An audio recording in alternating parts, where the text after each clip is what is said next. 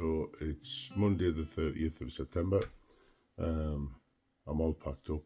It's 7:05. I'm going to head through to the start in the main town centre, and then we start day one. Milngavie, Drymen. Probably saying them wrong. So yeah, I drove to Fort William yesterday, parked the car, got the bus back to here, stayed the night, and then start walking back to my car, essentially. The weather, I checked this morning, it says there's I think it's 85% chance of rain. I know that doesn't mean that's a chance, that's the area that will rain. So it probably will rain. It looks a bit murky, but it is what it is. The forecast does look a bit more promising for the rest of the week, but we shall see. That's the thing with Scotland, it's been said a million times. We don't like the weather, come back in half an hour. So we'll see how it goes. Looking forward to meeting some people on the trail and just enjoying a nice easy walk. I'm not going to push hard or anything like that. I've done it before, so I'm just going to take my time, take it easy, set off early in the morning and have a nice long day, easy stroll, I'll call it. Day 3, I'm not looking forward to it though, but I'll catch some videos along the way and compile it all into one big video at the end, I think.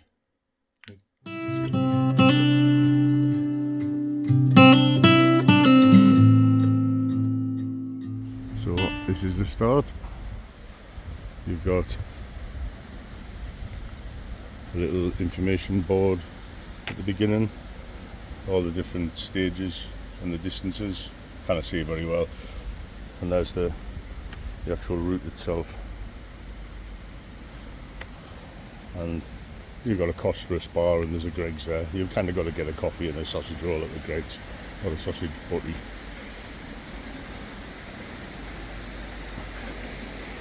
And there you go, all the different stages,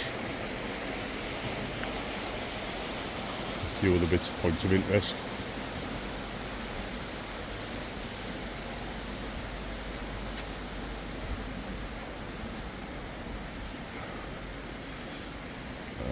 The West Highland Way. And so we start. So literally 5 minutes after you leave Milngavie, you've got this nice forest path to walk on. A little bit of an incline before you get to this bit, but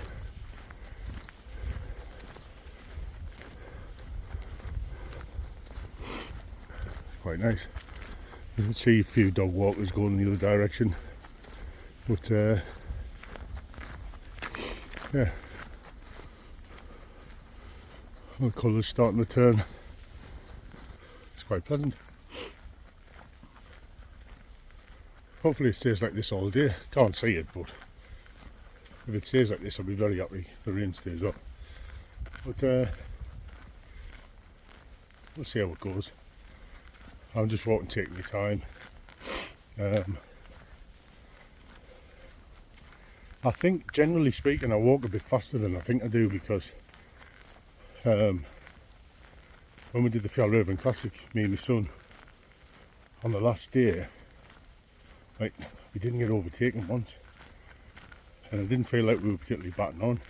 Now there's, this morning I've come out and I set off about the same time as two Scottish lads. They're doing 20 mile a day, I'm doing 12, and I'm mooching along at what I think is a fairly easy pace compared to what I usually walk, and I've gone past them. Like, I let them get away and then I've passed them, and it's like, maybe I am a little bit quicker than I think I am. Not that it's a race, don't get us wrong, that's not a flex, but I think I need to learn to slow down a bit more. Either way, so you know you're on the right path. And there's signposts every now and then, but they disappear as you get further up. But yeah, this is a lovely time of year to do it. All the autumnal colours coming out. So yes, I'll keep checking in.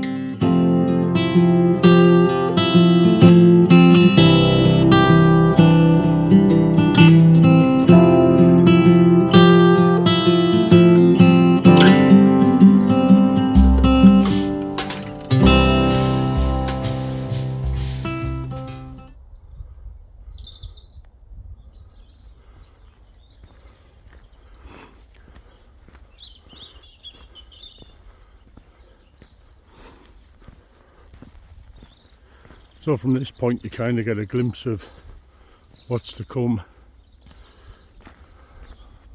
off in the distance. Some nice looking hills close by.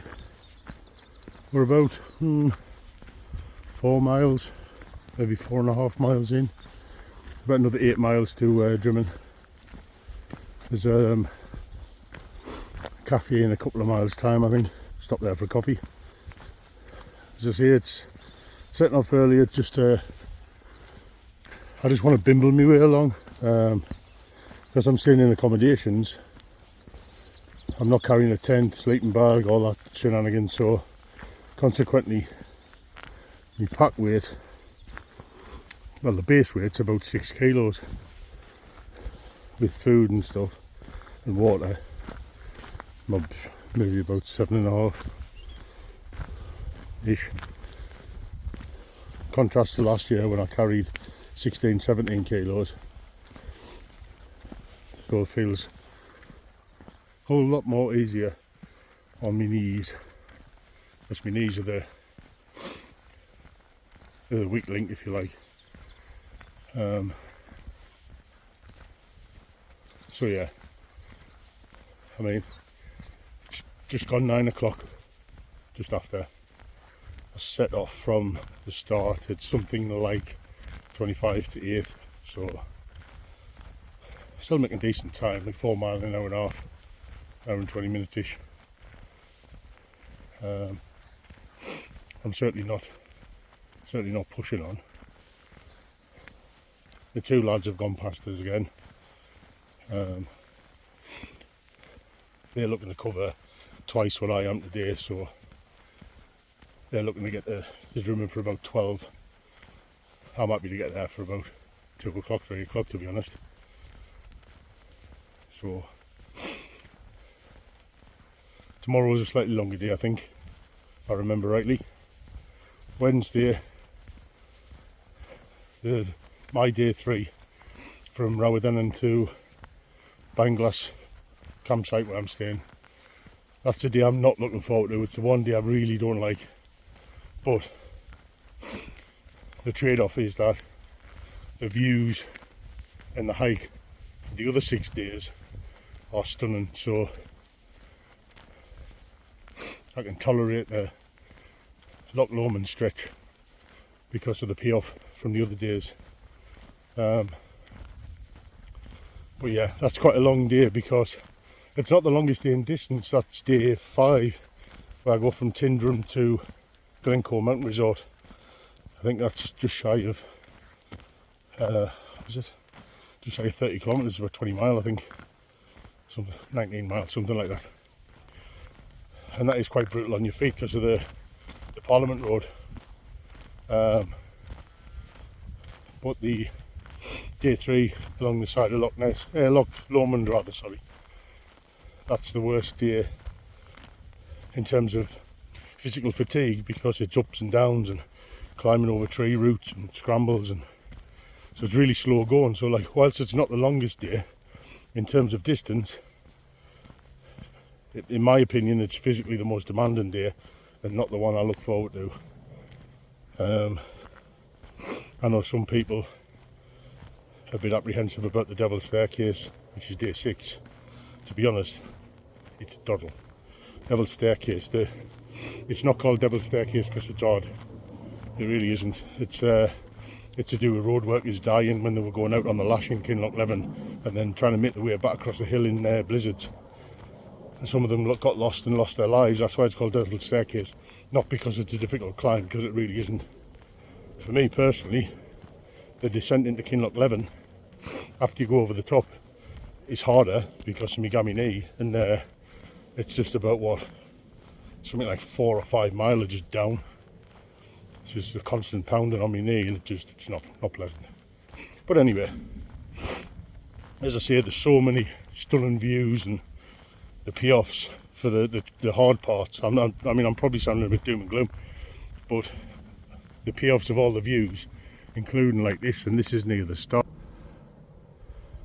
you know, things like this just make the harder sort of stages that much more worthwhile. I'm just going to keep batting on, and I'll check in with you a bit when I stop for a coffee probably. Yeah, when I get to Drymen tonight, I think I might have a little short vid go through the gear that I'm using, just to give people an idea. I mean, it's none of it's revolutionary, it's just hiking gear, but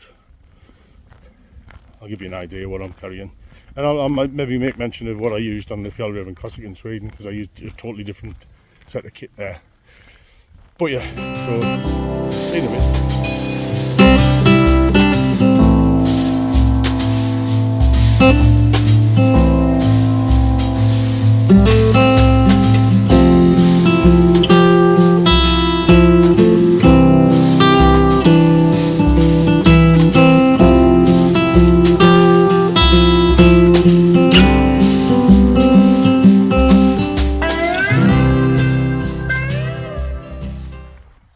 I think I'm at about I'm going to be about 8.5 mile, 9 mile maybe.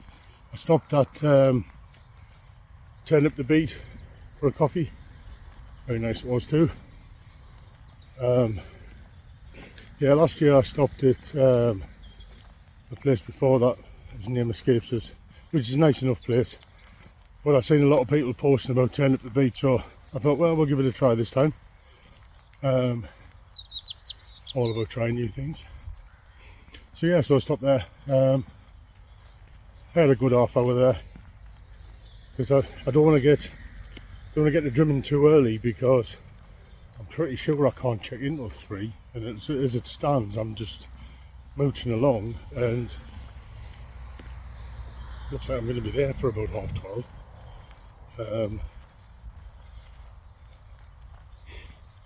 I've been passed by a couple of people, had a quick chat with a nice Canadian chap, new American girls gone past, a couple of German guys, so had a good chat to Turn Up the Beat with a young Scottish lad doing his first long distance hike, and all his gear is new. He's doing it in steel cap boots, which I was like, okay, rather you than me, but he says they're comfy enough, so good luck to him. The thing he's invested money in is he bought an Osprey rucksack. He's bought a good, I think it's either the Atmos or the Ether, not sure, but he's invested a bit of money in that. Probably the best thing to invest in, to be fair, to put good money into. Well, we've got a farmer cutting the hedges here, so I'll catch you later.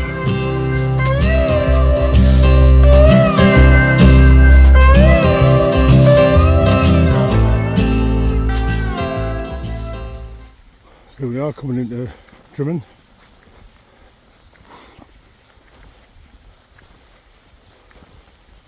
That's pretty much the day done. Just get myself to the hotel. Don't think I can check in until 3, and it's only like 1:45 now. So maybe didn't need to set off quite so early this morning. And I have took my time. I haven't been dashing.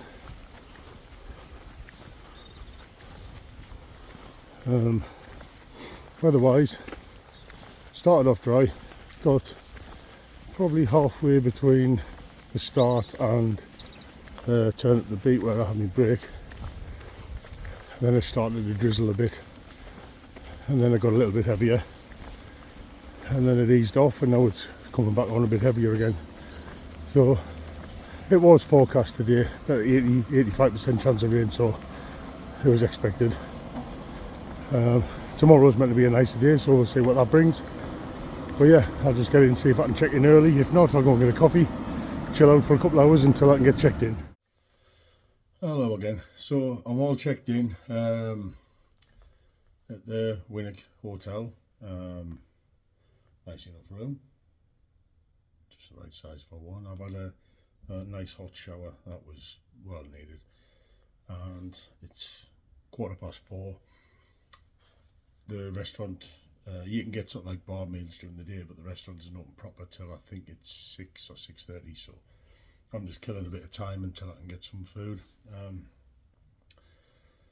So yeah, I wasn't able to check in till 3, so I just had a coffee in the bar. a bit much about. The kindly let us leave me bag and stuff in the reception area. Sort of wander about, and then they kept it there for us until I could check in, which was nice of them. So yeah, it's a nice enough place.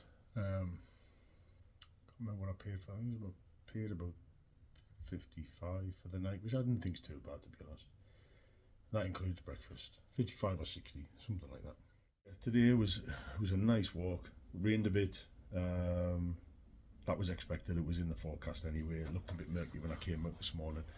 It wasn't super heavy, and according to the forecast, it's supposed to be quite nice for the next 3 or 4 days, and then a bit more rain on the last 2 days. Yeah, the last sort of 2 days as I get towards Fort William. Not gonna live with that. I always think it. I said the same in Sweden. Like, Sweden was meant to be 7 days. We ended up doing it in 6 because we went a bit faster than we thought we were going to. The first 2, maybe 2.5 days in Sweden, the weather was horrendous. It was really bad, windy, rainy, cold, just not pleasant. But then the remainder of the hike, and like the 3 days after, when we were in Abisko, the weather was absolutely stunning, beautiful. And so when it was raining the first few days, I said to my son at the time, if I get 1 day, just 1 day where the weather's nice, I'd be more than happy. That's all I want, just one. And for me, if you're gonna have crap weather on a hike, and it's gonna be a lot of crap weather, the one good day, I'd rather that was in the middle, because it gives you half a chance of drying your stuff. And then you can, if you've got dry stuff, I just think you can cope with shit a lot better. You can go again. Whereas if your stuff is wet and stays wet, it's not that pleasant, to be fair. But the setup I've got here with the poncho and whatnot seems to be working quite well. It'll work quite well today. How it would fare in really bad Scottish weather remains to be seen. But for now, I'm quite happy with that, what I've brought. And when I get to Fort William, I've got a bag there with a whole other set of clothes for the couple of days that I'm spending there. So I can get changed into something a bit more civilised, I guess. But yeah, so that's it. I'll do some more videos tomorrow as I'm hiking, and then another review of the day, I guess. But if you plan on doing the West Highland Way, day 1 is a doddle, right? I saw a post on Facebook at the beginning of the year from somebody doing the full way, and they got the end of day 1, they were like, don't underestimate day 1, it's a lot harder than you think, and you know, it really pushed us hard, and all this and that. The first thought in my head was, man, you're going to love day 3. If you're finding day 1 hard, you're going to love day 3, because day 3 is an absolute bitch of a day, in my opinion. As I've said in the earlier today, day 3 is the trade-off. I think I do not like that day. I know some people who love it, absolutely love it, and fair play to them. Like, but I just don't. The West Highland Way in its entirety is an amazing hike, right? Like, I would never criticise it as a multi-day. It's brilliant, unbelievable. That's just why I'm doing it a second time. But day 3 is just like the purgatory of hikes. Like, people in Sweden were asking us how we'd compared to this, how Sweden compared to this, and my comment: anyone that's done both, well, you might agree with us, you might not, but in my opinion, day 3 of the West Highland Way is harder than any single day in Sweden by an absolute margin. Like, it's not even close. Sweden start to finish is harder than the West Highland Way start to finish. That might sound a bit mad, but the full hike in Sweden I found to be more challenging, and it's more to do with the underfoot terrain, like the constant rockiness and having to step sideways and jump this bit and short step there, long step there, step up, step down. It's you're thinking all the time, so that you don't put your foot in the wrong place. The amount of people that were tumbling or took a fall and things like that, and some got some quite nasty injuries as well from tripping, and it's you get to the end of each day and you are mentally more tired than you are physically tired in Sweden. So it's not the physical nature of it that is not that bad, to be fair. It's the mental tiredness because of concentrating constantly. Whereas this hike, take the Lomond section out of the equation and you don't have to do an awful lot of thinking on here. You know, when you're going up Devil's Staircase, it can be a bit rocky and a bit watch your step. When you've come over Rannoch Moor, when you're coming on the bit down towards King's House, before you hit the tarmac, that bit can be a bit, that's very, very much like what it is in Sweden. But like day one here, it's all nice paths and you know, good footpaths and tarmac. Day two tomorrow, they've since last year when I did it, they've put new rocks and everything on the way down from the top of Conning Hill, so it'll be interesting to see what that's like. I've seen a few people saying it's brutal on the knees because the steps are just either too big or too smaller, so that's going to be interesting. But once you get down off Conning Hill, again, yes, you go through the woods towards Rowadennan, but there's a bunch of stuff on decent paths, and in the woods a lot of that's decent path apart from the ups and downs. And then again another bit of a stretch towards the youth hostel there and everything, where it's like nice-ish path. So day 1 and 2 on this, absolute breeze. Day 3, brutal, beyond brutal. Day 4, which is the walk from Willamston and Banglass campsite, from there to Tindrum, that's in sections can be a little bit rocky and whatever when you go through the forestry section, but for the most part, again, nice paths. Day 5 from Tindrum past Bridge of Oaty to Glencoe Mountain Resort is the longest day in terms of distance, so it's tiring because of how long it is, like near 20 mile I think. And it's that Parliament Road. Parliament Road is brutal on your feet. The next section, from there down past King's House, over the Devil's Staircase, and then down into Kinloch Leven, it's hard on your knees, but the ascent of Devil's Staircase, breeze. It's not hard, right? Unless you're in like not great shape, it's not hard. It really isn't. But you get to the top of there. I mean, from approaching Glencoe Mountain Resort, as you come over Rannoch Moor and you see Bucklet Moor and you see Glencoe open up in front of you, those views, any bad weather, any difficulty you have with the train at any point on this hike, once you get to see Glencoe, it's like everything's instantly worth it. It's the greatest single view I've ever had in my life was actually from the top of Egon in Snowdonia. That blew my mind completely. But Glencoe is like, everywhere you look is a postcard, like everywhere. It is such a beautiful place. If you've never been, come here. Words do not do this place justice. Like, so anything that I say about day 3, about the weather, about any of that stuff, right, just don't ignore it, but at the same time, don't read too much into it, because it doesn't matter how bad any of that is. The trade-off for the view you get when you hit Glencoe is just like, you could have been walking on fire the whole way and it would be worth it. That's how good it is. Like, I cannot say enough about it. I maybe come off as a bit dramatic, but it's just like breathtaking. It really, really is. And when you're at the top of Devil's Staircase, that for me is, it's one of the best views you'll ever have, because you can see over the back of it, you can see like Glencoe, and stunning. So I'll get some pictures and some video up there as well. But yeah, that's kind of why after I did it last year, I wanted to come back and do it again. Just apart from the last 2 miles when you're walking through Fort William Town Centre, which is quite uninspiring, everything up to that point, from sort of, I would say from Tindrum, from there to the end, is just like unreal. Like, it's life-changing, how beautiful it is. So I think I've rambled on way too long on this video, to be honest with you, and talked about all kinds of crap that I probably wasn't intending to do, but yeah, I got into a bit of a flow there, and I've still got 50 minutes to wait. I can get something to eat. I'm starving. So yeah, when I eventually do upload this, what I might do is I'll put some links in the bottom for some of the gear